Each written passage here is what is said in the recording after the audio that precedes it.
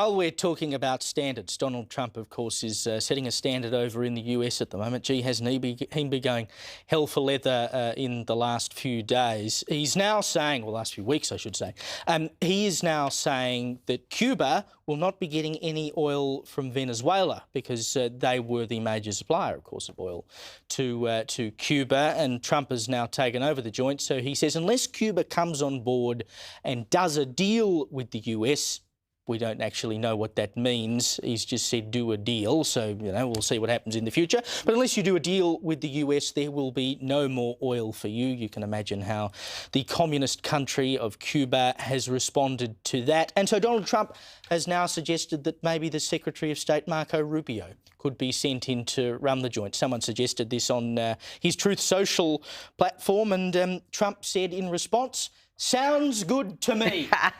So God knows what might happen in the next couple of weeks. He's gone after Venezuela. Maybe he'll go after Cuba next. But it's interesting now. Well, it's obvious why he has done this, and Trump has not hidden that it gives him global leverage to have control of all those resources in Venezuela, and he's starting to do with it what he wanted to do. Well, and we've got to remember that Cuba and Venezuela are very closely aligned. There were around 32 Cubans that were actually killed when they went in to get the Venezuelan president.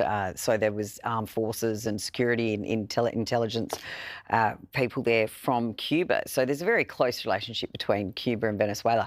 I don't know if we've got the meme, but there was a great one going around last week of Marco Rubio, and he sort of had this quite dejected look on his face, but it said that feeling you get when you realise you could be the president of Venezuela, the governor of Cuba and the new Shah of Iran. But it's certainly very, very busy on the geopolitical front. Yeah. And Marco Rubio seems to be being put forward as the name that can save it all. So he may have more jobs than he knows what to do with soon. But I think, we're seeing some really interesting times that are happening, and Cuba has been a real thorn in the side.